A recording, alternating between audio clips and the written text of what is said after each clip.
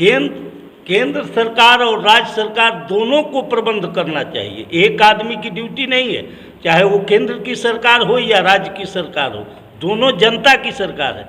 यहाँ के जिला पदाधिकारी और डीडीसी दोनों चाहते हैं कि व्यवस्था हो जाए, क्योंकि अच्छे आदमी हैं, लेकिन वो चाह रहे हैं कि व्यवस्था हो जाए। साधन हो तब न व्यवस्था होगा। ऑक्सीजन, कोविड की व्यवस्था, आज लॉकडाउन।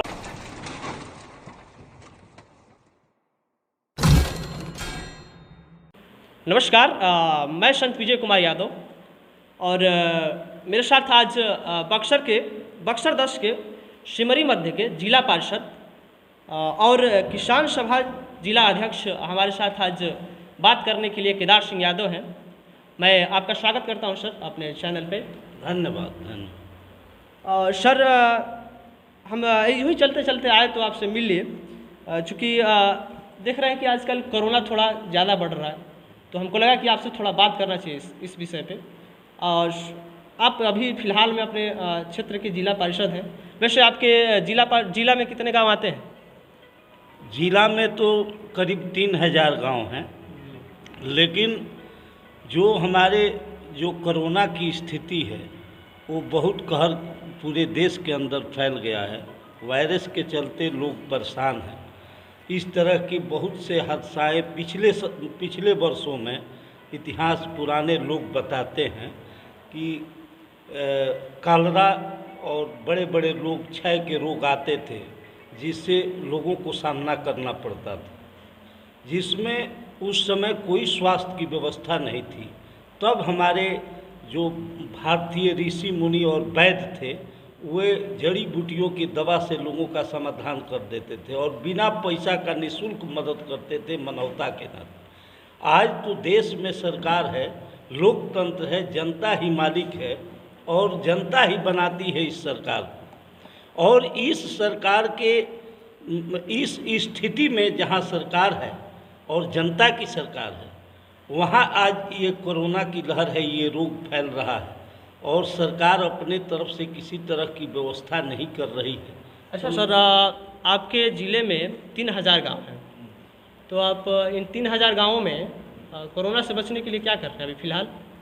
अभी तो हम सारे गांवों को भ्रमण नहीं किए हैं, लेकिन सिमरी ब्लॉक के अंतर्गत लगभग हर गांव में हम प्रयास कर रहे हैं सारे लोगों के बीच कि भाई आप लोग मास्क लगाइए और दूरी बना कर रहिए, चूँकि ये सांस से ही वायरस आता है, जिससे लोगों को रोग बीमारी फैल रही है। इस तरह से धूप के वजह से ही हम लोगों का भी आकलन है कि ये जो धूप हो रहा है, इसके भी चलते लोगों को इफेक्ट होकर बुखार हो जाता है और बुखार के बाद सर्दी हो जाता है और सर्दी के बाद सांस प्रॉब्लम चालू होता है।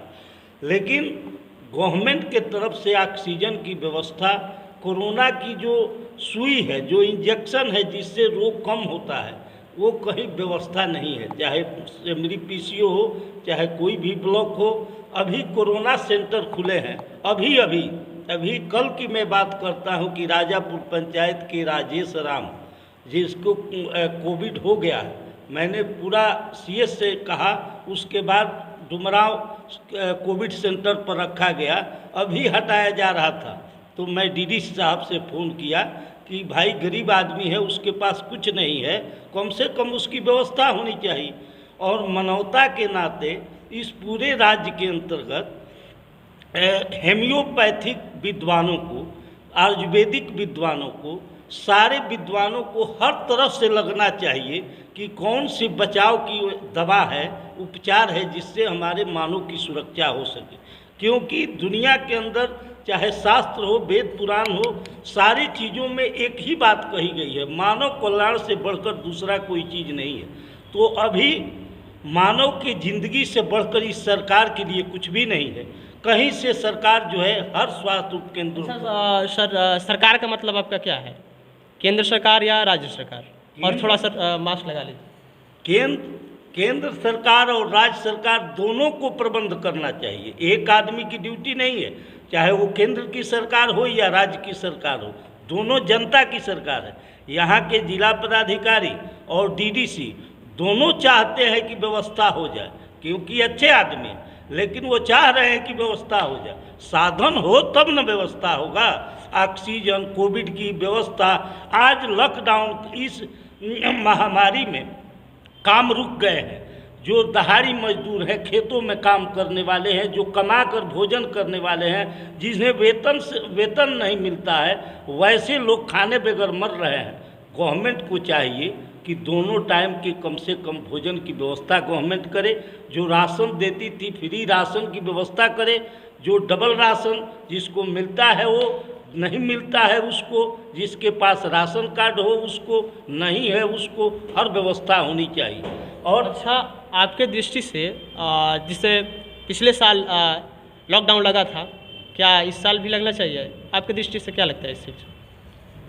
लॉकडाउन तो सबसे बड़ा चीज़ है कि प्रशासन स्तर पर हर व्यवस्था होनी चाहिए और लोगों को, जितने भी सामाजिक आदमी हैं, जितने भी राजनीतिक लोग हैं, उन्हें अपने अपने क्षेत्रों में लगना चाहिए कि सब लोग, चाहे कोई भी फंक्शन हो, दूरी बनाकर रहे, संयम बरते, ताकि अपने जन जीवन को अपने आप सुरक्षा करें।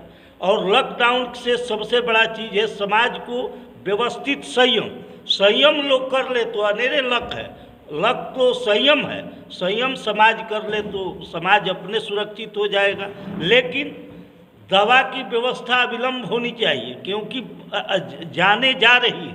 जीव की हत्या, मानव की हत्या जो एक क्रिमिनल करता है तो उस पर आरोप लगता है। गवर्नमेंट जो जिस मानव के सर, मतलब कि आप गवर्नमेंट को क्रिमिनल के तौर पे देख रहे हैं आप?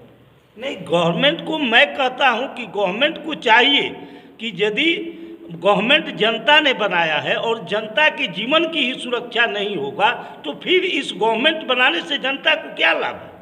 सबसे बड़ा है जनता की जिम्मेवारी। चाहे हम जनप्रतिनिधि हो, जनता की बात न सुने तो हम फिर जनप्रतिनिधि कैसा? अपनी जन समस्याओं के लिए ही लोग जनप्रतिनिधि चुनते हैं कि हम अपना प्रतिनिधित्व देते हैं कि आप हमारी समस्याओं के समाधान के लिए लड़ें और हमारी समस्याओं का समाधान करें।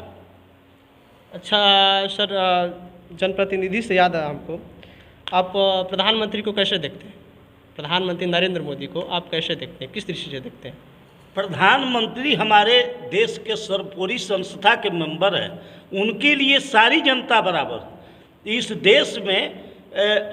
देश में अन्य कामों से, मंदिर मस्जिद, जात पात संप्रदाय, अन्य भाषण देने वालों से, चाहे वो प्रधानमंत्री हो या मुख्यमंत्री हो, चाहे कोई भी पार्टी हो, ये अन्य बातों को छोड़कर आज सारे पार्टी और सारे देश के प्रधानमंत्री और मुख्यमंत्री को ज़रूरत है इस देश के मानव की सुरक्षा।